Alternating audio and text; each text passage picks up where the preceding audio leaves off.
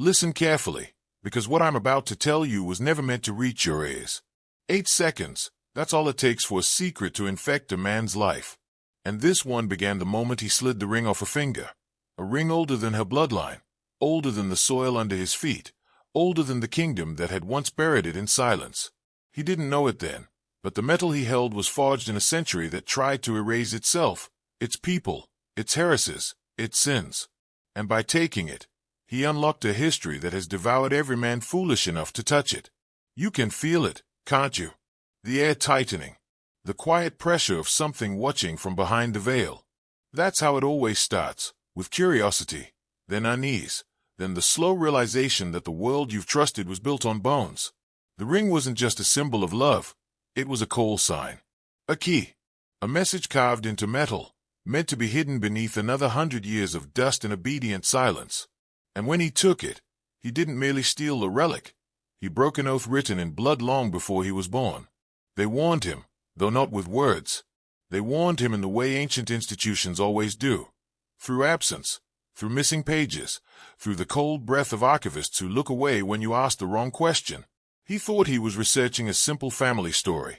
He thought he was digging into a forgotten marriage, a lost lineage, a woman whose name had been swallowed by time. But the deeper he went, the more he realized, her disappearance wasn't an accident. It was a correction, a surgical removal of someone who saw too much. And that ring, it wasn't his to wear. It belonged to an order older than the state, older than the church, older than the language carved above their doors. An order that dealt in blood contracts and psychological obedience, threading their influence through kings, bankers, scholars, and the men who quietly pull the world's levers while the rest of us sleep. By taking the ring, he didn't inherit their power. He inherited their attention. And now, because you're hearing this, because your mind is tracking each word, you're stepping onto the same forbidden path he did. A path that doesn't let go of a man once it grips him. If you continue, you'll understand why they wanted this history to stay buried. Just say the word. He didn't feel the shift immediately. Most men never do.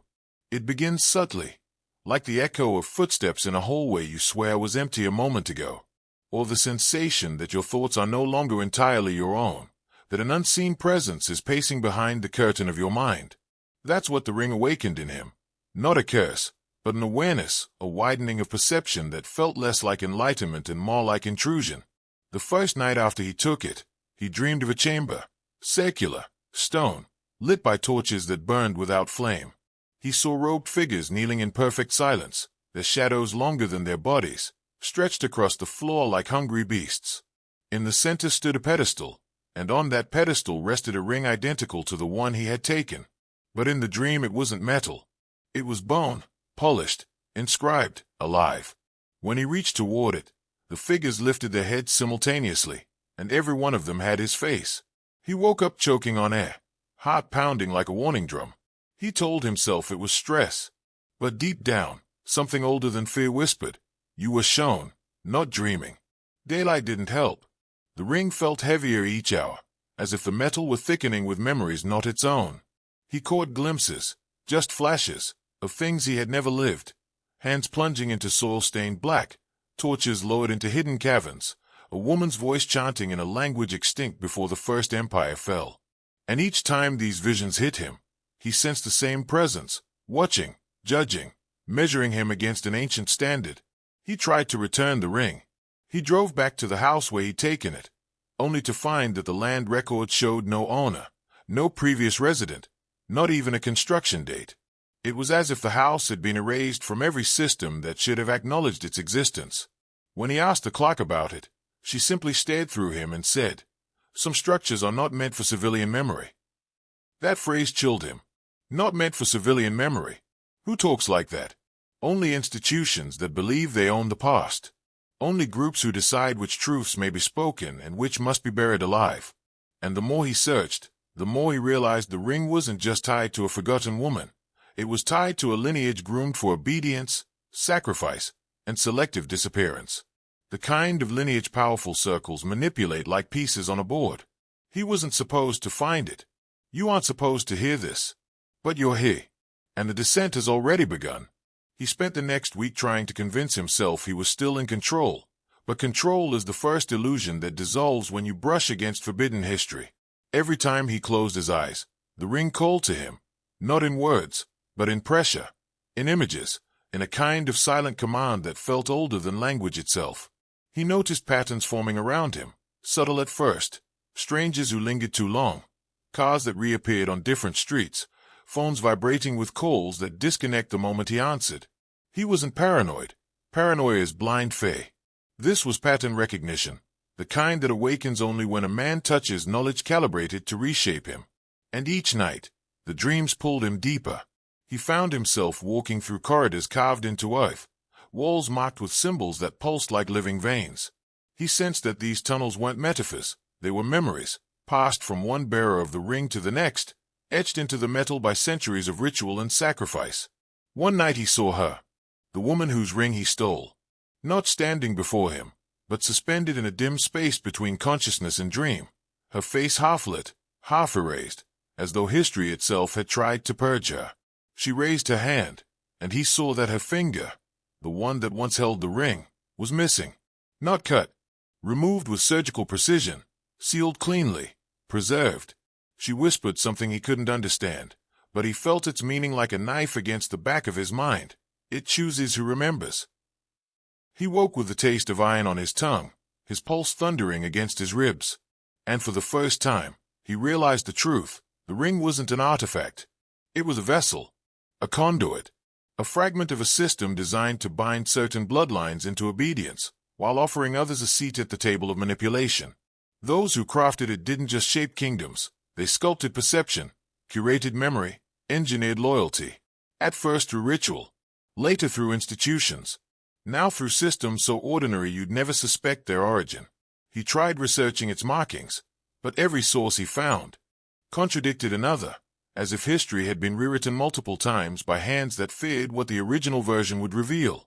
And yet, through every conflict, through every erasure, through every manufactured lie, one theme remained: a brotherhood sworn to maintain knowledge reserved only for those willing to bleed for it. A brotherhood that marked its chosen with rings forged not for beauty but for allegiance. By taking his, he had interrupted a chain centuries long, and chains don't break without consequences. The question now wasn't who she was. It was who she belonged to, and why they wanted her erased so completely that even her shadow seemed forbidden. In the days that followed, something inside him shifted, subtle at first, then undeniable, like a door creaking open in a room he never knew existed. He began sensing emotions that weren't his, fragments of memories that felt borrowed, and a low-frequency hum beneath the world's safest noise, as if the ring were tuning him to a frequency only its former bearers had ever heard. He'd be walking through a crowded street, and suddenly every voice around him would fade except one, a whisper that didn't come from any mouth, but from the space behind his thoughts. It repeated the same phrase over and over, not in English but in a dialect so old it vibrated more than it spoke. And each time he heard it, he felt a tightening in his chest, part warning, part awakening. He learned quickly that the ring didn't simply reveal truth, it demanded obedience to it. Not kneeling, not worship, but recognition, submission to a reality that had always existed just beyond human perception, curated carefully by those who built their power on secrets no empire could contain. One evening, while examining the ring under a dim lamp, he noticed something new. Thin lines running along the inside of the band, faint, almost invisible, until the light hit them at the perfect angle. They weren't scratches. They were carvings. Microscopic. Purposeful. When he traced them with a magnifying lens, he realized they formed a sequence, numbers arranged too precisely to be decorative. Coordinates. And not of any place he recognized.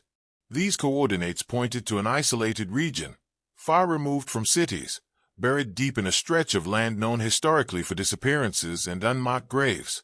It dawned on him that she, the woman who once wore the ring, had been trying to reach that location before she vanished. Maybe she made it. Maybe she didn't. Maybe the ring was a final attempt to leave a trail before the Brotherhood silenced her memory. Driven by instinct he couldn't explain, he mapped the coordinates on an old-world atlas. To his shock, the point corresponded with a site once associated with a cult whispered about in medieval texts, an order accused of using psychological rites to control nobles, soldiers, scholars, even monarchs. They were said to shape obedience by shaping perception, and their initiates were marked by rings identical in symbolism to the one he held. The cult didn't die. It simply evolved, modernized, disguised itself behind institutions that claim neutrality. And if the ring had resurfaced, that meant their work was ongoing. He didn't hesitate. He booked a flight, packed only what he could carry, and left without telling a soul. Men who stumble into forbidden knowledge always imagine they have time, that they can move cautiously, think logically, prepare strategies. But the truth hits harder. Once the veil parts, hesitation becomes a luxury you no longer own. As the plane ascended, he felt the ring grow colder against his skin, almost as if it disapproved of distance or anticipated what awaited him. The flight was only a few hours, but every minute stretched, thickened, sharpened by a quiet dread he couldn't shake. The passengers around him seemed ordinary, but he kept noticing small things. A man pretending to sleep while stealing glances at him, a woman gripping her phone like she was waiting for a signal, a child humming a melody that matched the whispering tone from his dreams. He wasn't sure whether these were coincidences or the ring amplifying his perception, blurring the line between intuition and intrusion. When he landed, the coordinates led him far beyond the edges of the map the locals relied on. He rented a small vehicle and drove through terrain that felt untouched by time. Vast, silent, oppressive. The deeper he drove, the more the world around him changed. Trees grew denser, angles sharper, and the air carried a static energy that prickled across his arms. The roads became narrower until they stopped entirely, forcing him to continue on foot. The path ahead was almost invisible, hidden beneath overgrowth, but somehow he knew exactly where to step. The ring pulled him forward, guiding him the way a magnet commands iron filings, inevitable, undeniable. Hours passed before he reached a clearing so unnaturally symmetrical it couldn't have formed on its own. At its center stood a stone archway, weathered yet undeniably deliberate, etched with symbols he recognized from his visions. But something was wrong. The symbols weren't just carved, they were fresh, as though someone had restored them recently, or as though the stone itself refused to let them fade. Beneath the arch, the ground dipped into a narrow descent carved into the earth, leading into darkness so complete it swallowed the daylight at its threshold. He felt a pressure in his skull, a pulsing that matched the rhythm of his heartbeat, urging him downward. He hesitated only once, recalling the woman's missing finger and the phrase she spoke, "It chooses who remembers." Then he stepped forward. The darkness didn't resist him. It welcomed him. The descent felt endless, like walking down the throat of something ancient that had been waiting centuries to swallow him.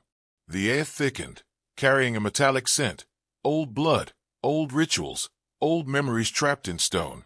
His footsteps echoed in patterns that didn't match his stride, as if other feet were walking beside him, slightly out of sync, haunting him with phantom company. The deeper he moved, the more he sensed that the tunnel wasn't built merely to hide something. It was built to test whoever dared enter. The walls grew narrower, pressing him with deliberate intent, and every few meters he passed symbols carved so precisely they seemed to vibrate. They weren't warnings. They were instructions. A map for the mind. A sequence designed to fracture the psyche of anyone unworthy of carrying their truth. At the bottom of the passage, the space widened into a circular chamber. It was silent, oppressively so. Yet the silence was alive, full of movement he could feel but not hear. Torches lined the walls, unlit, but glowing faintly with an inner ember like coals that never fully died. In the center stood a pedestal made of obsidian, polished to a mirror surface that reflected nothing but darkness. He approached it, pulse tightening, breath shallow. The pedestal bore a single object, a second ring. It was nearly identical to the one he carried. Same shape, same density, but darker, heavier, and marked with a deep indentation where something once rested. A missing stone. A seal. A fragment of bone. He wasn't sure. What mattered was the unmistakable truth.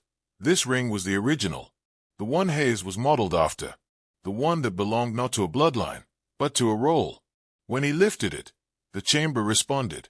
The torches ignited in a sudden burst, not with fire, but with a pale, cold light that cast razor-sharp shadows. And those shadows moved. They stretched toward him, pulling themselves along the walls like creatures trying to crawl into the world. But instead of attacking, they arranged themselves around him in a perfect circle. 12 of them. Tall, faceless, identical in posture. The same robed figures from his dreams. Then, without warning, the chamber spake, not through sound, but directly into his mind. A single message that struck like a blade. The bearer returns. His knees nearly buckled. The meaning was clear. He hadn't discovered their secret. He had fulfilled it. The moment he took her ring, the moment he followed the coordinates, the moment he stepped into the chamber, he became the next link in a chain forged long before his birth. And now, the Brotherhood expected him to take his place. He staggered back, clutching both rings as if they might anchor him to reality. But reality was the first thing this chamber stripped away. The 12 shadows tightened their circle, not threateningly, but ceremonially, as if welcoming him into a role predetermined long before his consciousness ever formed. He tried to speak, to demand answers, but his voice collapsed in his throat. Not from fear, but from recognition. A buried part of him understood this chamber, this ritual, this moment. Memories he never lived flickered like lightning behind his eyes. Men kneeling in this very room, their faces carved with grim acceptance, women marked with symbols of secrecy. Children initiated before they knew the meaning of loyalty. This wasn't a cult. It wasn't a conspiracy. It was an institution, older than monarchies, older than borders, older than written language. A structure built to guide civilizations through manipulation, silence, and sacrifice. And he had stepped dead center into its heart. One of the shadows detached from the wall and drifted toward him. As it approached, its form sharpened, robe turning to fabric, outline turning to flesh, presence turning from spectral to human. A man now stood before him, middle-aged, expression unreadable, eyes devoid of malice yet stripped of warmth. He raised his hand, revealing a ring identical to the original one in the chamber. The man didn't speak aloud. His thoughts pressed directly into the intruder's mind. We do not choose successes. We reclaim them. The words hit with the force of an ancient oath, knocking loose fragments of memory that were not his, memories from past bearers, from centuries of men who once stood where he stood. Their experiences poured into him, covert diplomacy, engineered uprisings, fabricated histories, controlled narratives. They didn't merely influence kings. They wrote the scripts those kings believed were their own decisions. They guided wars, established myths, erased entire dynasties, sculpted nations through the shadows. And every generation, one among them wore the master ring, the original seal of authority. The ring he now held. The man stepped closer, closing the distance until their foreheads nearly touched. Your bloodline was selected generations ago. The voice echoed through his thoughts. The woman who wore your ring was not its rightful bearer. She ran. She broke the chain. And you restored it. Rage, confusion, sorrow, all collided in his chest. He realized she hadn't been erased for disobedience. She'd been erased for rebellion. She tried to break the system he'd just stepped into. And now, unknowingly, he had taken her place in the very machine she died escaping. The shadows leaned in, unified, waiting for his acceptance. He closed his eyes for a moment, as if holding his breath would delay the inevitable. When he opened them, the ring felt alive. Not cold metal anymore, but a pulse against his skin, a heartbeat older than his own. The shadows pressed closer, their silent expectations settling heavy in the air. He felt every past bearer's presence in him, their intentions, their burdens, their betrayals and triumphs. The chamber seemed to breathe with them. Their collective weight pressed on his chest, making the air thin. The man who stepped forward didn't speak again. Instead, he reached into his robe and withdrew a sealed scroll. Its seal was a symbol he had seen only in nightmares, an emblem of silence, of obedience, of blood debts inherited by those born under its mark. The figure extended the scroll toward him. In that instant, he understood. This was not just a ring ceremony. It was an initiation, a transfer. The scroll contained the coded ledger of allegiance, the names of those who had died to protect these secrets, the failures, the successes, the bloodlines compromised or extinguished. It carried orders, old as empires, updated to modern times, investments, influence, media narratives, manipulated histories, silent erasures. By taking the ring, he inherited not merely an artifact, but an instruction manual for shaping reality from the shadows. The question hanging in the chamber was not whether he accepted. The question was whether he had the strength to resist, or whether resistance had already been stripped from him the moment the ring touched his flesh. His fingers hovered above the scroll. The cold light from the torches stung his eyes, sharp as truth. 1,000 voices echoed in his mind. Doubt, terror, indignation. He felt anger rising, anger at the woman who vanished, at the system that silenced her, at the lie that he now stood within. He wanted to run, but the corridor behind him had sealed in darkness. The stones had shifted, the exit erased. The ring had locked him inside, and inside, they offered him the power to shape worlds, or to crumble under the weight of knowing too much. He inhaled, slow, trembling, then exhaled. He realized there is no honor in ignorance, no safety in darkness. The only way forward was through. With a shaking hand, he grasped the scroll. The seal cracked beneath pressure and dust drifted free. The chamber exhaled with him. The shadows stepped back in unison. The man nodded, not as a victor, but as a bearer of a burden he'd passed onward. The ring pulsed again. The chamber settled. The sense of waiting dissipated. He was alone, for now, with the weight of centuries sealed in script and metal and blood. The corridors behind him remained shrouded, the way out uncertain, the world above unchanged, unaware. But inside him, the shift had taken root. He had crossed the threshold. He had accepted the heritage. And the real descent had only just begun. When he unrolled the scroll, the chamber's cold light seemed to bend toward it, as if the very air understood the gravity of what was being revealed. The parchment was made of something that wasn't quite paper, thicker, smoother, with a faint texture like pressed skin. Ink the color of dried blood traced across it in symbols he did not recognize, until he suddenly did. The moment his eyes locked onto the script, something unlocked inside him. A buried intelligence surged upward, a language he should not have known, yet one his blood responded to instantly. The words weren't written to be read. They were written to be remembered by those the Order had chosen long before birth. The scroll detailed operations spanning centuries, monarchs nudged like pieces on a chessboard, revolutions ignited with precision, disappearances orchestrated with surgical intent. Each line revealed another layer of the truth. History wasn't a river, it was a canal, and someone had been engineering its flow for thousands of years. But beneath the political machinations lay something darker. The scroll documented rituals that were not symbolic but functional, methods of binding perception, forging loyalty, and sealing memories into objects.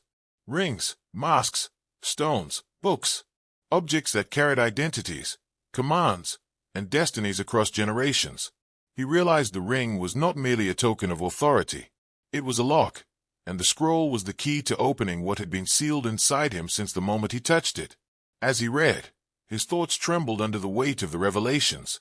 He saw himself in each line, not as a man who stumbled into this legacy, but as someone whose entire life had been gently manipulated to bring him hay. Teachers who pushed him toward certain studies, strangers who gave oddly timed advice, dreams that had started years before he ever held the ring. It wasn't fate. It wasn't coincidence. It was cultivation. Halfway down the scroll, the script shifted into a different tone, an instruction section addressed directly to him. It detailed the responsibilities of the master bearer: to observe without being seen, to influence without being named, to ensure continuity of the Order's hidden governance.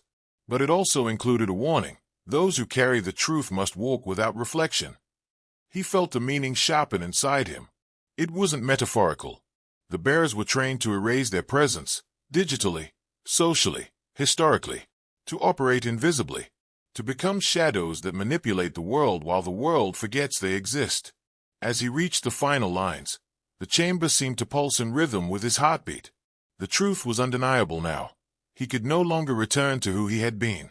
The scroll ended with a single sentence: a world unaware is a world controlled. And as he read it, he understood what the Brotherhood expected him to defend. He lowered the scroll slowly, as if setting down something radioactive, but the knowledge had already fused into him. The chamber felt smaller now, not because the walls had shifted, but because his awareness had expanded. He could sense the architecture behind reality, the invisible framework of influence woven through centuries, connecting governments, markets, religions, and sciences with a single unbroken thread. The Brotherhood hadn't just manipulated history, they engineered belief. They learned long ago that controlling behavior wasn't enough. True power came from controlling what mankind imagined was possible.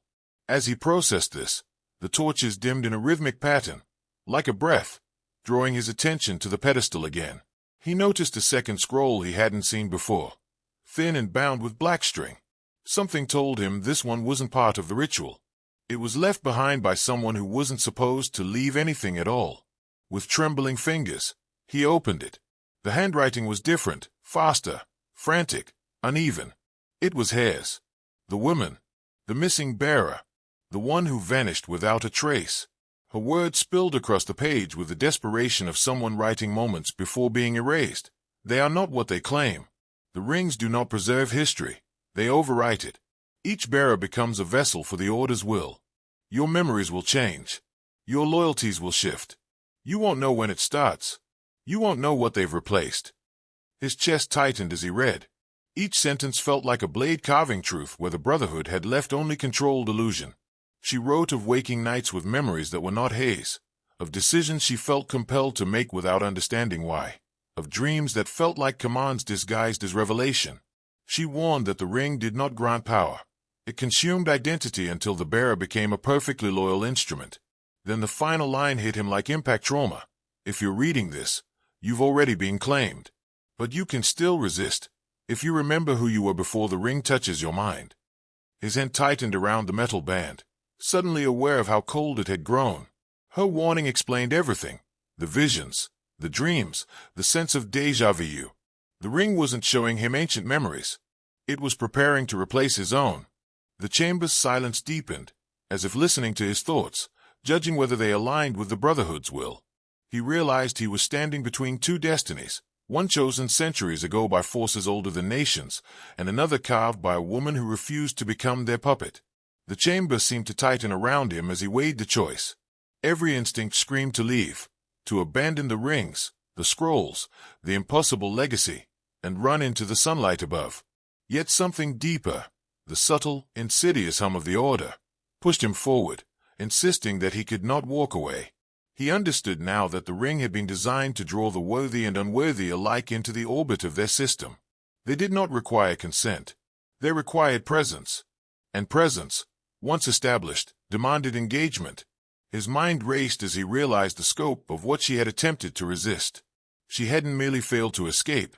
She had been strategically removed, erased not because she lacked strength, but because she represented a threat, knowledge without obedience. The Order did not punish weakness, they punished autonomy. And he, by touching her ring, had volunteered himself into the same perilous current. He looked at the second ring again, the original, and felt its weight settle across his palm like liquid shadow. He noticed the subtle vibrations beneath the surface of the metal, as if it were a heartbeat, the heartbeat of the Order itself. His reflection in the obsidian pedestal rippled, and for a fleeting moment, he saw not his own face but hers, watching him from the depths of time, silently begging for recognition. The realization hit him like a hammer. The rings were not mere artifacts. They were mirrors, not of identity, but of purpose. Every bearer became an extension of the Order's will. Resistance was possible, but it required absolute self-awareness, a discipline honed beyond ordinary men. Most failed because they underestimated the subtle erosion of their own minds. Autonomy was never lost in a moment. It was drained, gradually, invisibly, until the bearer became a perfect instrument. He sat down on the cold stone floor, placing both rings before him, and took a slow, deliberate breath. He understood now that this moment was a crucible. It was not about power. It was about consciousness. Could he step into the current and maintain his own mind, or would he let the ring's history override him? The knowledge he carried, the forbidden truths about manipulation, hidden bloodlines, and systemic control, was a weapon, but also a cage. And as the shadows leaned in closer, observing silently, he realized something else. The chamber did not care about his fate. It cared only about whether he understood the rules of engagement. And to survive, he needed more than courage. He needed a strategy, a discipline to hold himself intact while navigating a legacy designed to dismantle everything he had ever known as real. He picked up the first ring, the one she had worn, and felt the pulse of centuries coursing through it. And in that pulse, he heard the first whisper of a choice. He slipped the ring onto his finger, and the moment metal met skin, a current shot up his arm, subtle at first, then undeniable, like fire crawling through his veins. His vision sharpened. The shadows that had surrounded him seemed to pulse in rhythm with his heartbeat, as if acknowledging a signal only he could send. Every detail in the chamber became painfully precise. The faint grooves in the stone, the slight variations in the carvings, even the dust motes in the air that seemed to align in patterns he couldn't have noticed before. The ring was speaking, not in words, but in understanding. Memories, strategies, and commands that were not his own began layering atop his consciousness, and for a moment, he felt himself fracturing, splitting into pieces he didn't recognize. Yet beneath the sedge, he found a core, something untouched, something his alone. A thread of awareness he refused to surrender. That was the key. That was the line separating obedience from assimilation. He realized, suddenly, that the Order had never just sought compliance. They didn't care if their bearers obeyed out of fear. They demanded alignment, absolute, invisible, perfect integration into the machinery they had constructed. And now, by wearing the ring, he had stepped into that machinery, becoming a node in an intelligence network centuries old, invisible yet omnipresent. The difference between surviving and becoming just another memory erased from history was knowing the system's rules before it imposed them. Each whisper from the ring, each pulse through his hand, revealed subtle control mechanisms the Order used, patterns in behavior, hidden signals in social networks, unseen levers in markets, government, media, even private conversations. Every human interaction could be calibrated if you knew the language the Order had encoded into reality. But there was danger in knowing. Awareness itself became a trap. The more he understood, the more vulnerable he became to the currents trying to assimilate him. The woman's warning echoed again. Your memories will change. Your loyalties will shift. You won't know when it starts. He understood the weight now. Every decision he made would either reinforce his autonomy or allow it to be consumed. And in the silence of the chamber, he made the first conscious choice. He would learn the system from within, master it, and never let it overwrite the man he had been before this descent began. The shadows drew back, forming a perfect circle once more, and he felt their eyes, ancient, patient, unrelenting, study him. He was no longer just a visitor. He was a participant. And the game had only begun. The chamber seemed to exhale as he rose, the torches flickering as though acknowledging his resolve. Every sapphire shimmered with a subtle life he hadn't noticed before. The obsidian pedestal reflecting not just the ring, but a network of interwoven symbols embedded into the floor, the walls, even the very air. It was as if the chamber itself were a map, and he had just unlocked the ability to read it. The knowledge pressed into him like water through a sieve. Timelines of influence, patterns of human behavior, the mechanisms through which the Brotherhood had maintained their dominion for centuries. He understood that their power was not violent. It was far more insidious. They shaped obedience before rebellion could form, guided perception before awareness could awaken. Entire civilizations had been nudged by invisible hands, each move calculated, each reaction engineered. And now, he carried the ring. He had become one of those hands, or at least, a potential one. Yet he also carried her warning, etched deep into his consciousness. Resistance was possible, but only if he retained the self she had fought to preserve. And that meant observation without assimilation, mastery without submission.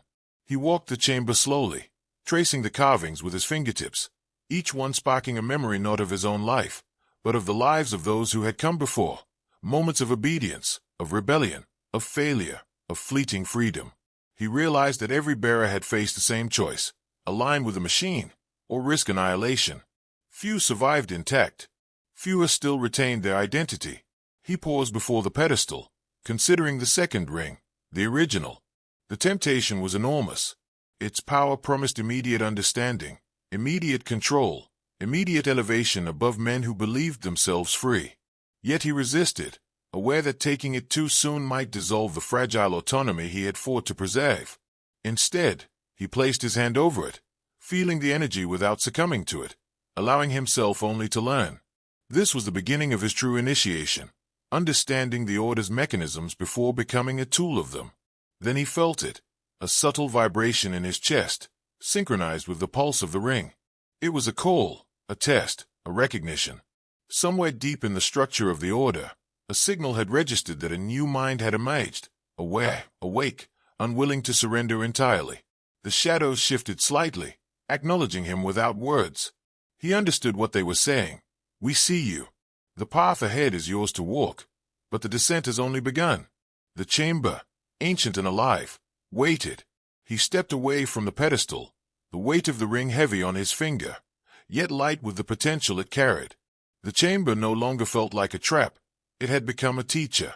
Every symbol etched into stone, every shadow leaning just so, every subtle vibration through the metal spoke of lessons designed to shape, test, and refine the mind.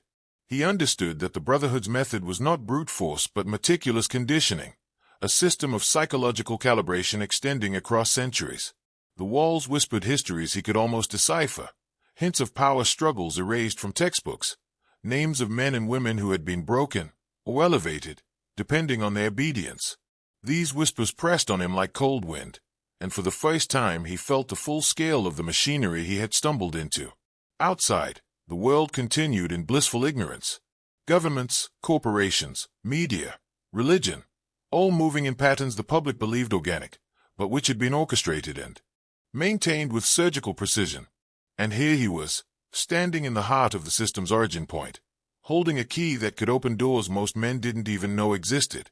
The temptation to take the second ring, the original, and immediately assume its full power was immense. But the warning he carried, the voice of the woman who had been erased, echoed with clarity. Haste would cost him his mind. She had been a victim of the system, yes, but also its lone resistance. Her survival had been in knowledge, in awareness, in memory preserved beyond erasure. He realized then that surviving the descent required patience, discipline, and an acute understanding of when to act and when to simply observe. He moved to the archway that had brought him here, studying the patterns leading back to the surface. The Order had made escape possible, but only under the guise of choice. Each step could either cement his autonomy or fracture it permanently. And yet, he felt a thrill, a recognition that the knowledge, the insight, the very danger he had uncovered, was transforming him. He was no longer the man who had stolen the ring out of curiosity. He had become a witness, a participant, a potential master within a system few could comprehend. He paused, drawing a deep breath, feeling the pulse of the ring align with his own heartbeat. He knew the next step would not be about discovery, but about strategy, about survival, about bending the system without being consumed. The descent was no longer simply into the chamber, into the history, into the order. It was into himself, into the core of who he was and what he would allow the ring to shape. And in that stillness, he realized, the real journey had only just begun. He stayed in the chamber longer than he realized, listening, observing, feeling the weight of centuries pressing into his mind. The torches flickered, shadows danced across symbols that no ordinary human eye could interpret, yet now he understood their rhythm, their purpose. Every carving was a lesson, every mark a protocol, every line a record of obedience and failure.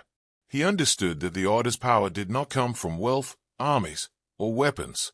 It came from knowledge, encoded in objects, rituals, and systems designed to manipulate perception. A king could believe he ruled freely. A scholar could think he acted independently. A citizen could feel he chose his life. Yet all were guided along invisible tracks laid by bearers of the same legacy he had just entered. The ring amplified this perception, but it also demanded mastery. Without discipline, it would override him entirely. He examined the pedestal again. The original ring remained there, dark, alluring, humming with an almost sentient intent. Every instinct in him screamed to take it, to embrace the power and clarity it promised. But instinct alone was a trap. He thought of her, the woman whose finger had worn his ring, whose life had been erased, and understood why she had resisted. Power without control is a weapon aimed at the bearer. The second ring was not a prize. It was a test. And survival demanded patience, observation, and the quiet cultivation of self. He realized the path forward was no longer physical. It was psychological, spiritual, and strategic. He had to understand the system before it could understand him. The air shifted, subtly, as if the chamber sensed his resolve. The shadows moved in a silent rhythm, a ceremonial acknowledgement that he had passed the first trial. Yet the Order's presence was relentless. He could feel it in the faint vibrations of the ring, in the distant hum behind his thoughts, in the way the chamber seemed to pulse in cadence with his own heartbeat. Awareness itself had become both weapon and liability. He could sense the network of influence sprawling outward, the hidden levers in governance, the silent architects of public perception, The invisible lines of power stretched across nations. And he knew that by stepping into this role, he had the potential to manipulate it, or to become trapped within it. He drew a slow, controlled breath, feeling the pulse of the ring steady against his finger. The choice was his: submission, assimilation, or the dangerous path of conscious mastery. And in that moment, he understood that knowledge alone was not power. It was responsibility, burden, and risk. The descent had begun, not just into history or the chamber, but into the very core of who he would become. He left the pedestal behind, but did not leave the chamber. Instead, he walked its perimeter, tracing the symbols carved into the walls as though each were a finger pressing against his consciousness. The carvings were more than decoration. They were psychological instruments, designed to imprint knowledge without direct teaching, to shape thought through rhythm, repetition, and subtle suggestion. With every step, he felt the hum of the artist's centuries-old design vibrating through the air and into his skin. The ring amplified it, translating invisible currents of control into comprehension. He realized that this chamber, this place of stone and shadow, was less a physical space than a laboratory for the mind. Generations had passed through similar rooms, each leaving a residue of intent, each shaping the next bearer's perception before the next ring was passed along. He understood the scale now. Every decision he had ever made, every path he thought was his own, could have been anticipated by the network, guided by invisible hands. And yet, he had survived the first threshold because he had questioned, because he had resisted the immediate pull of instinct. That questioning, that awareness, was the only shield against assimilation. The ring's pulse grew stronger as he moved, resonating with his heartbeat, communicating in frequencies that bypassed thought entirely. He sensed the order observing him, not in a corporeal way, but in a systemic one. Every choice he made would be recorded, interpreted, judged. This was the constant test: knowledge without surrender, perception without compromise. A misstep would not be fatal in the conventional sense, but it would slowly, imperceptibly erode the self until he became another faceless node in the chain. Survival required more than courage. It demanded strategy, discipline, and a mastery of attention. Every detail mattered. Every thought had weight. Even doubt had utility if wielded consciously. He approached the archway again, the path to the safest, but hesitated. The ring's pulse suggested that leaving too quickly could disconnect him from the preparatory framework the chamber had provided. The descent was not a singular act, but a continuum. He realized that the order did not simply claim bodies or minds. It trained, conditioned, tested, and only then integrated. The woman's warning came to him anew. Your memories will change. Your loyalties will shift. You won't know when it starts. He understood now that to retain himself, he must navigate the currents consciously, internalize the mechanisms of control without allowing them to rewrite his identity. He drew a deep breath and centered himself, feeling the weight and power of the ring and the chamber pressing against him. The journey outward, toward the world, was only the next stage of the descent. The real test, the challenge that would determine whether he remained whole, was just beginning. He stepped toward the archway, feeling the pulse of the ring synchronize more deeply with his own heartbeat, like a private language that only he could understand. Each step out of the chamber felt deliberate, heavy with consequence. He realized that leaving was not merely a physical act. It was a transition, a movement from the controlled environment of the chamber into a world manipulated with equal precision. Every street, every institution, every person could be a node in the order's design. He understood that the real danger was not the shadows and the stone walls, but the invisible currents outside, in the open world, where influence was subtle, pervasive, and almost impossible to detect. The ring had prepared him to perceive those currents, but awareness alone would not protect him from being absorbed into them. As he emerged into the twilight outside, the wind carried the faint scent of earth and decay, like the memory of what had been buried here, unseen for centuries. The world above appeared ordinary, yet he now saw patterns that others could not. People moved as if following a script he could sense, not read. Conversations, gestures, transactions, all aligned with a rhythm that had been meticulously orchestrated. He understood that every moment carried choice: to observe, to intervene, to influence, or to become a passive participant, consumed without noticing. The knowledge was intoxicating and terrifying. The ring pulsed, reminding him constantly of the Order's presence and their capacity to claim him if he faltered. He knew he needed allies, yet understood instinctively that most humans were incapable of comprehending even fragments of the truth. Contact with the uninitiated could be dangerous, their ignorance making them susceptible conduits for manipulation. The Order's influence had already reached into countless lives. His own actions could ripple unpredictably, unmeasured, unseen. And yet he could not retreat. The Chamber's lessons had been clear. Understanding, mastery, and vigilance were the only defenses against assimilation. Every choice he made now would determine whether he remained himself or became another ghost in the network of the Order's design. In that realization, a new clarity emerged. He was no longer simply a bearer of a ring. He was a sentinel in a system of silent dominion. To navigate it successfully required discipline, awareness, and patience beyond ordinary comprehension. The descent had carried him from curiosity into knowledge, from knowledge into awareness, and now from awareness into responsibility. He could feel the weight of centuries pressing against him, and yet, for the first time, he sensed a sliver of freedom, the freedom to act consciously, to resist complete assimilation, to wield insight without surrendering himself entirely. The shadows of the Chamber were gone, but their lessons remained, embedded in every thought, every heartbeat.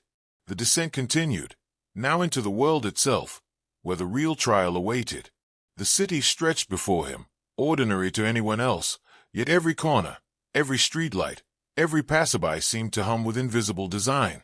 He felt the weight of the ring as both anchor and guide, amplifying perception and intuition, attuning him to currents of influence that flowed unseen beneath the surface of daily life. Men and women moved according to patterns he could now discern, their decisions subtly guided by networks he could not yet name. The Order's reach was vast: bureaucracies, corporations, media, religious institutions, all nodes in a living, breathing machine, maintained by those who understood its architecture. And now, with the ring's pulse echoing through his veins, he understood that he had become a participant, a potential manipulator, but also a target. Every action, every thought, could be observed, evaluated, even redirected, by forces older than the cities themselves. The knowledge was intoxicating, yet suffocating. He realized that freedom was a mirage, autonomy was a gradient, never absolute. He walked among the people, eyes attuned to the imperceptible signals guiding their behavior, noting the subtle cues of allegiance, submission, and influence. A businessman adjusting his tie, a barista lingering on a customer's order, a pedestrian hesitating at a crosswalk. These were not mere coincidences. Every micro-decision, every hesitation, every gesture had been orchestrated, and the Order's methodology extended far beyond what any historian or scholar could uncover. They shaped reality not by force, but by designing perception, programming expectation, and calibrating obedience over generations. And here he was, standing inside the current, able to perceive its flow, yet acutely aware that one misstep could dissolve him into it, just as they had dissolved countless predecessors. He stopped at a cafe, observing interactions through a lens sharpened by the ring. Names, affiliations, loyalties, hidden threads revealed themselves like faint, glowing filaments. He understood that what he had once assumed were random interactions were carefully constructed signals, guiding society without awareness. And in that understanding, he also realized the scope of responsibility. Knowledge alone was not power. To survive and retain himself, he needed discipline, subtlety, and patience. Each decision must be deliberate, each engagement calculated. The ring did not simply offer insight, it demanded mastery. The world was alive with hidden patterns, a lattice of influence and control, and he was now both observer and actor. The descent was no longer into stone corridors or ancient chambers. It was into the very architecture of civilization itself, where unseen forces shaped destiny, and where he had to learn to navigate without being consumed. The first true test of his awareness had begun. He moved through the city with a precision he had never known before. Each step measured, each glance deliberate. The ring pulsed with an almost sentient rhythm, guiding him toward patterns others could not perceive, signaling alignments, connections, and vulnerabilities in the network surrounding him. He realized the Order's true mastery lay not in overt power, but in the orchestration of perception, how people interpreted reality, how events were framed, how obedience was cultivated silently, invisibly, across generations. He saw the mechanisms of control everywhere, the subtle manipulation of markets, the timing of news, the orchestration of public sentiment, even the invisible hand nudging governments in directions carefully premeditated centuries prior. Each revelation intensified the weight pressing on him, the awareness that his every choice could ripple outward, that any misstep could fracture the delicate equilibrium the order had maintained for centuries. And yet, in that awareness, he discovered something extraordinary. Knowledge of the system was itself a weapon. If wielded with discipline, it allowed a man to act not merely reactively, but proactively, to anticipate and steer currents. Invisible to the ordinary mind, he understood that autonomy in this realm was not a natural state. It had to be carved deliberately, moment by moment, decision by decision. The ring was not a tool for dominance alone. It was a mirror, a test, and a conduit, revealing both the machinery of control and the vulnerabilities embedded within it. To survive, he would need to navigate its complexity without succumbing to its logic, to bend without breaking, to influence without losing himself to the invisible gears of power. He stopped at a small square, watching the flow of pedestrians.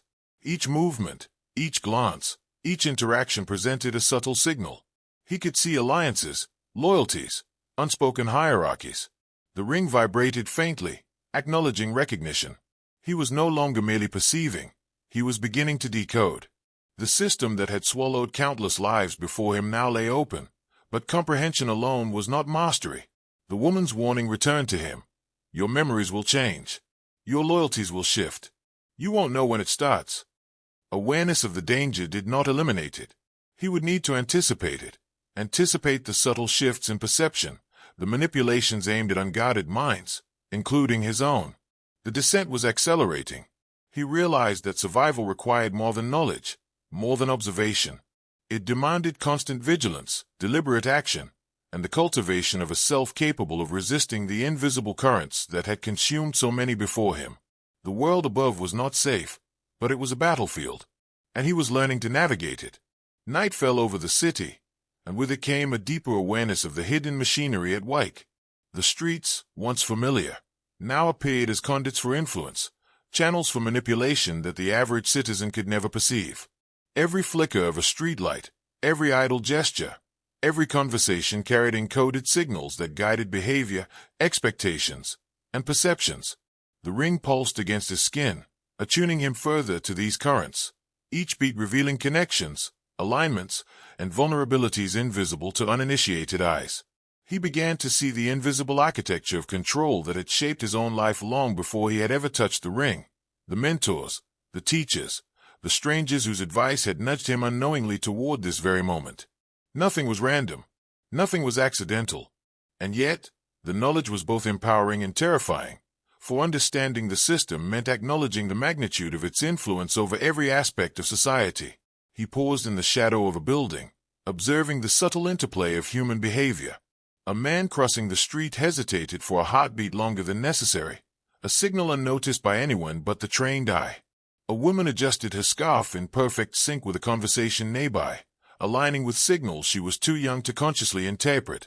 Every interaction, no matter how trivial it seemed, had a place in a larger design, a pattern that the Brotherhood had cultivated over centuries.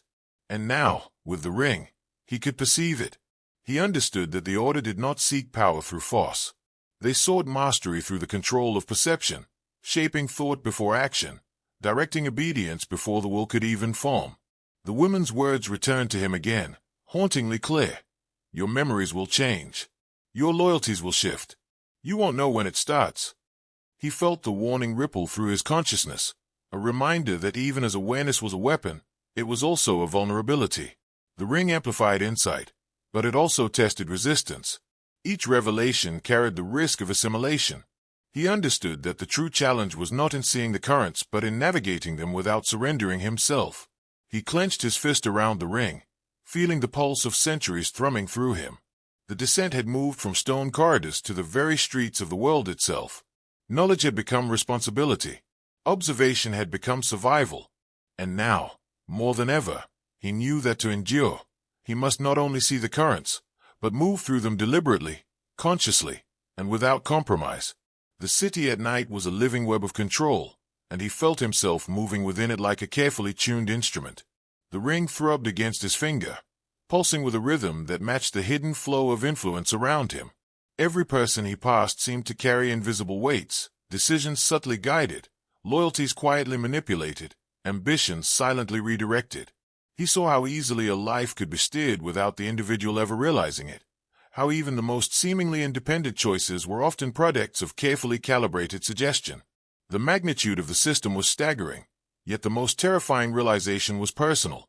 He now occupied a position within it, one that came with both insight and the potential for erasure. His autonomy was not guaranteed. It was a fragile thing, contingent on vigilance and understanding, a tightrope walked above centuries of designed obedience. He continued down a deserted street, each shadow and flicker of light speaking to him in the silent language of control. He began to perceive micropatterns in behavior, the way someone glanced at another person before making a choice, the subtle shift in posture signaling compliance, the fleeting hesitation that indicated awareness of manipulation. Each observation revealed the depth of the order's reach, networks extending through commerce, politics, media, education, and religion, all feeding into one coherent, invisible architecture. The ring did not merely illuminate these currents, it made him a part of them, a potential node capable of interacting with and influencing the system in ways most could never imagine.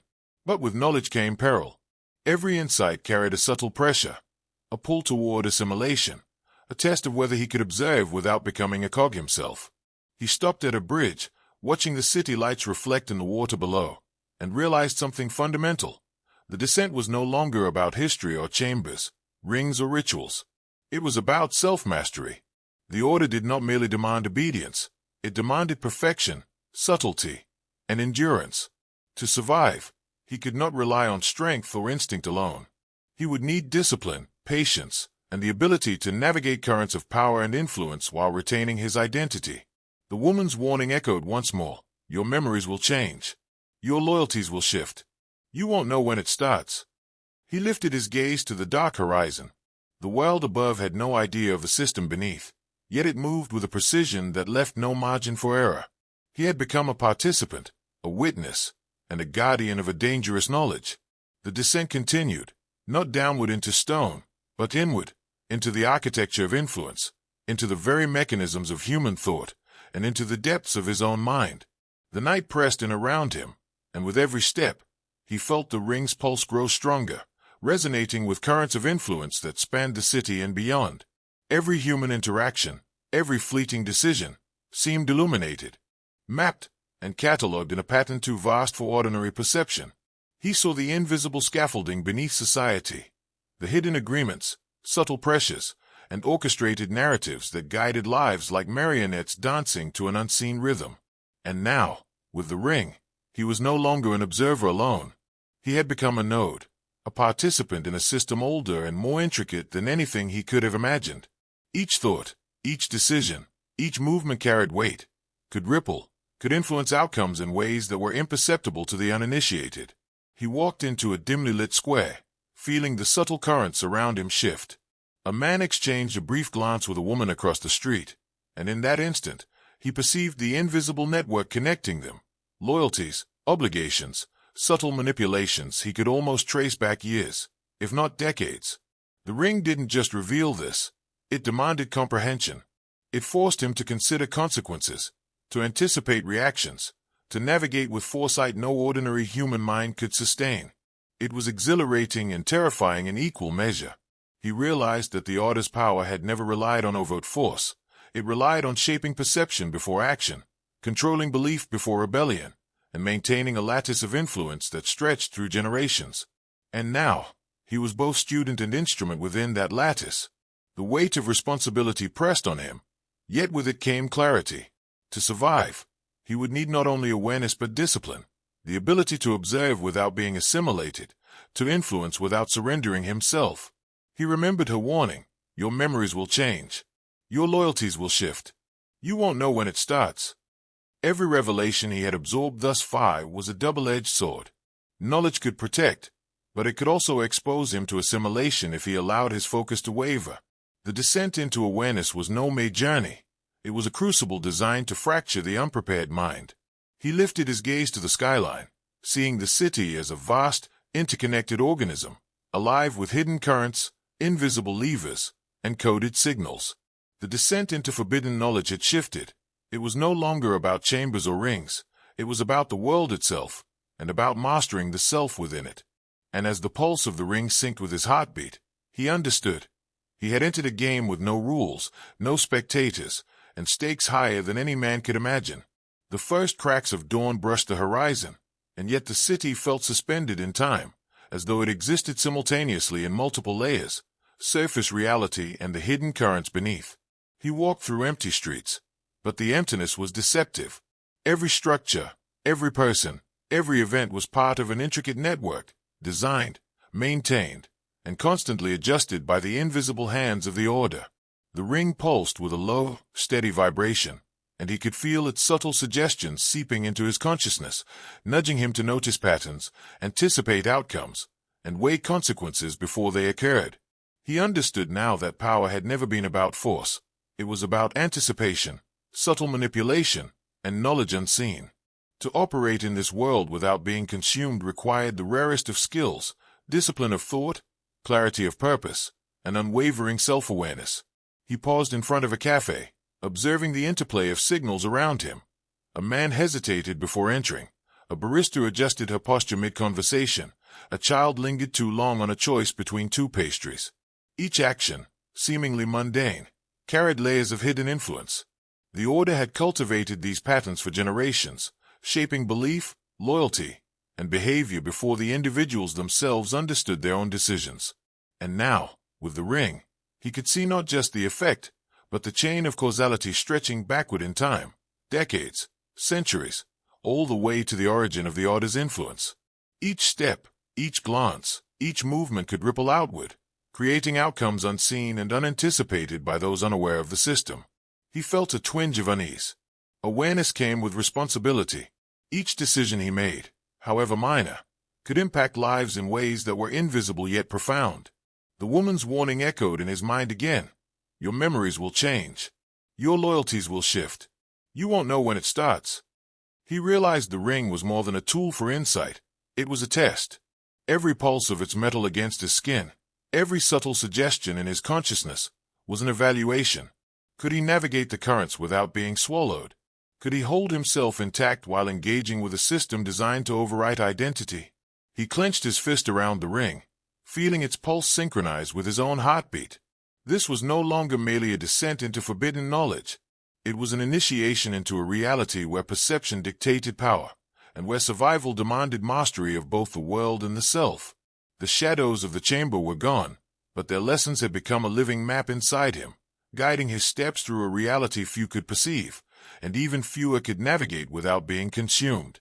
The morning air was crisp, yet he felt heat rising from the intensity of his perception.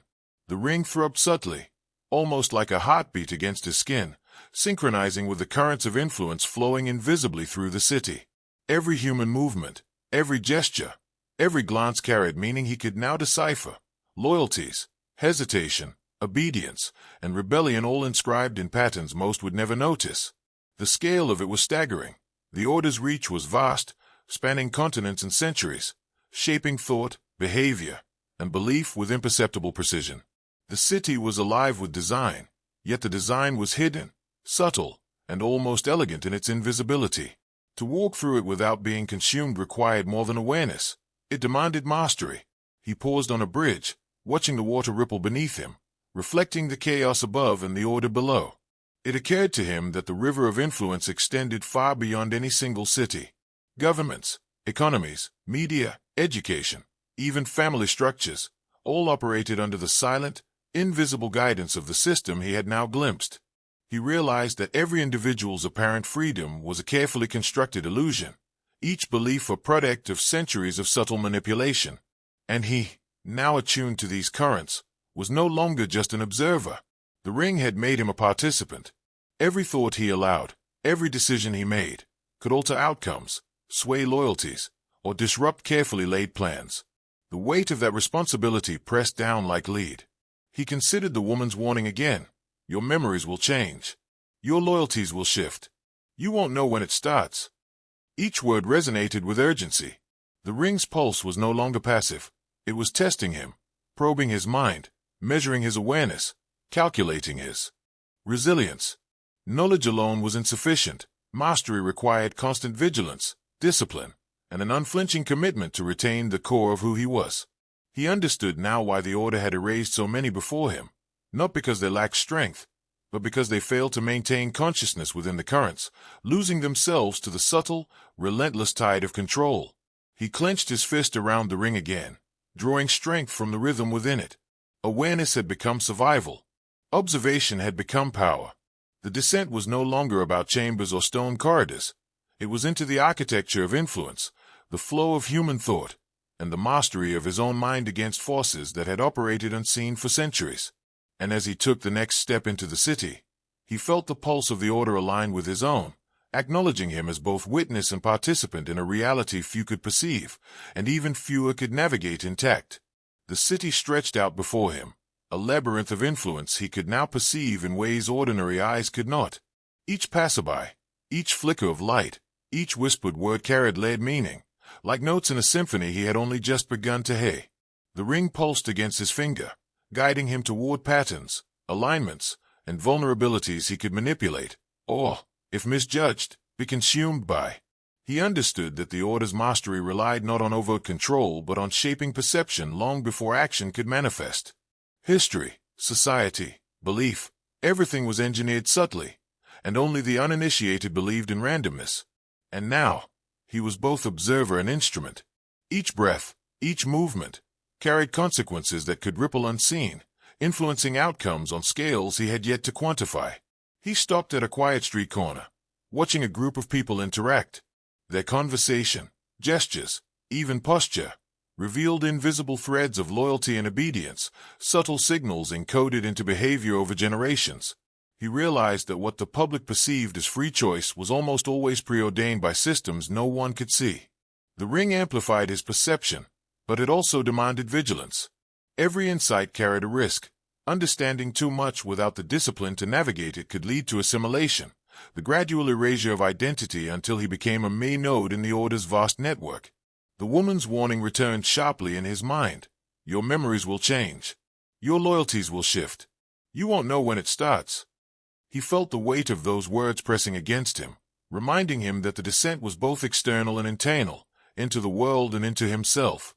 He lifted his eyes toward the skyline, seeing the city as a living organism, each building, street, and person a component in a complex, invisible architecture. Knowledge of its mechanics was both gift and burden. The ring had unlocked the vision, but mastery would require more than perception.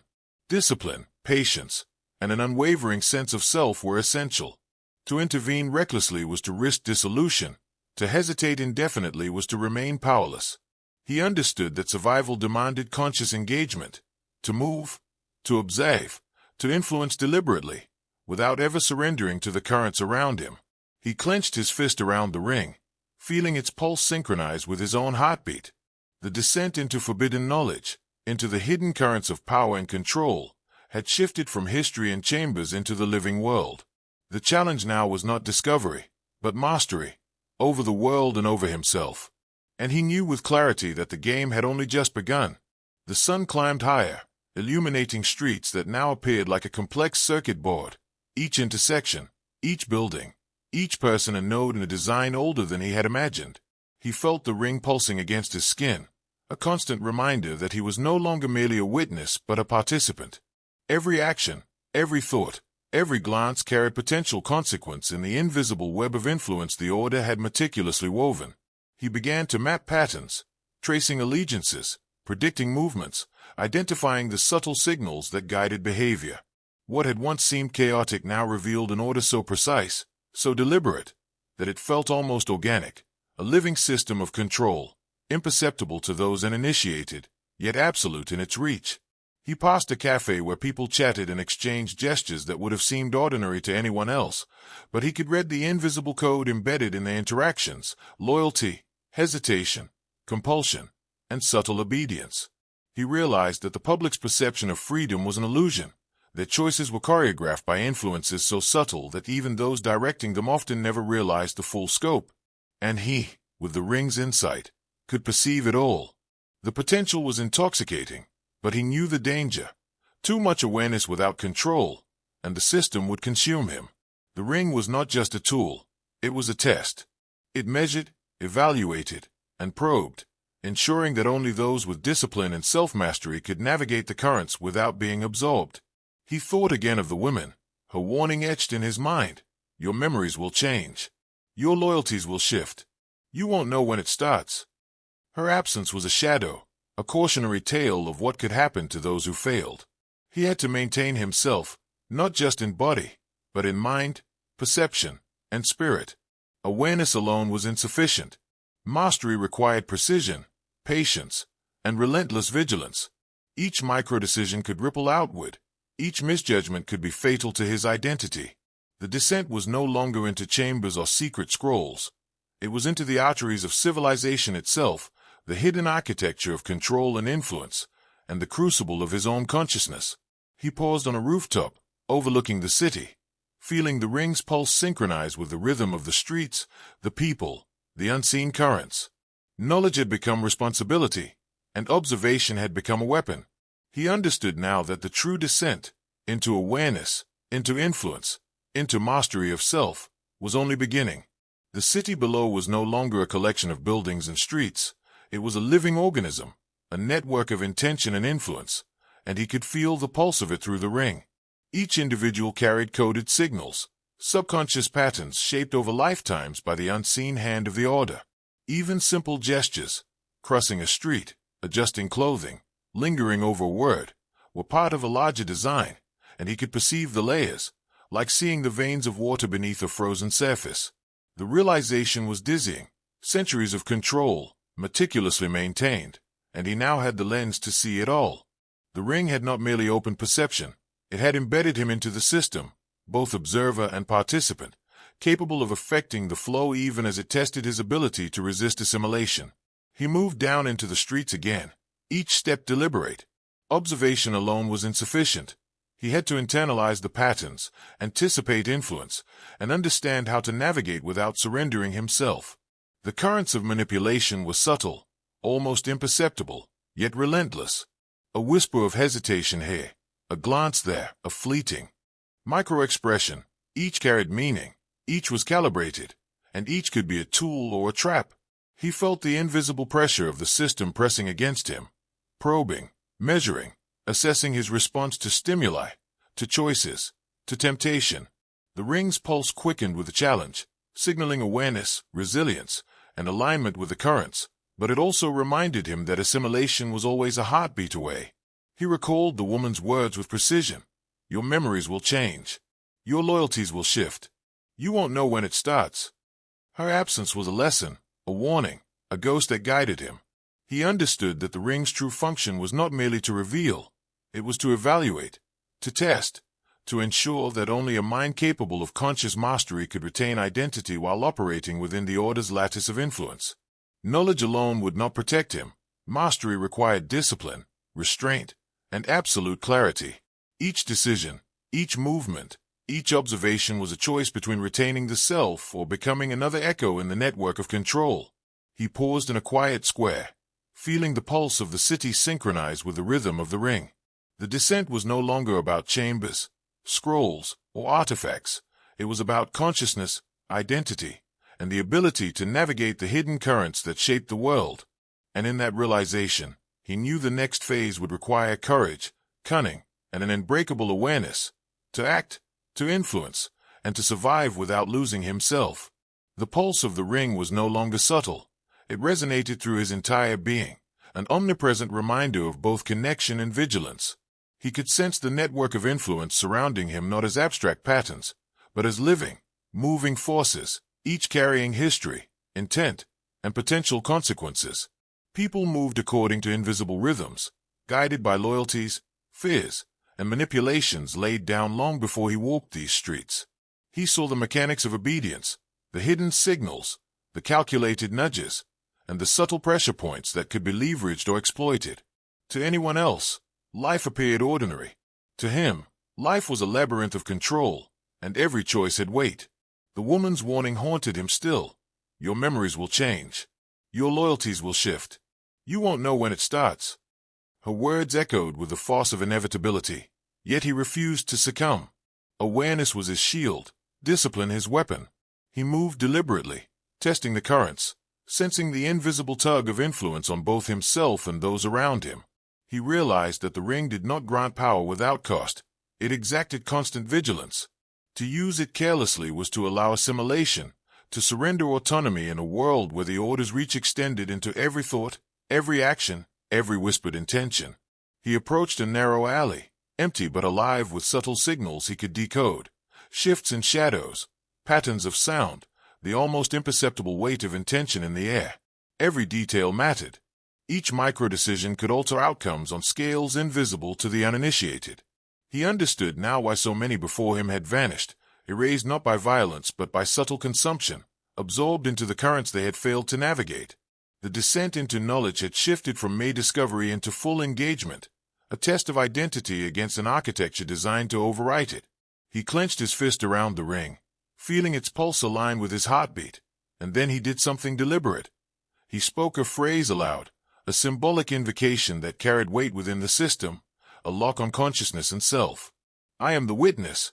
I am the master. He repeated it twice, louder this time, allowing the words to echo in the alley and in his mind. It was not ritual, it was declaration. He had claimed himself, reaffirming identity against the currents of manipulation, anchoring himself to awareness. The city around him was still alive with invisible influence, but he had begun to carve a space within it where he remained whole. The descent continued, not into stone or shadow, but into strategy, perception, and mastery of self. And now, he was ready for the crucible to come. The city felt alive in a way he had never known, as though every structure, every shadow, every passing figure were conscious and aware of him in return. The ring pulsed steadily, like a heartbeat shared between him and the hidden architecture of control. He realized that survival in this reality was no longer about brute strength, knowledge, or even courage. It was about rhythm, timing, and mastery of attention.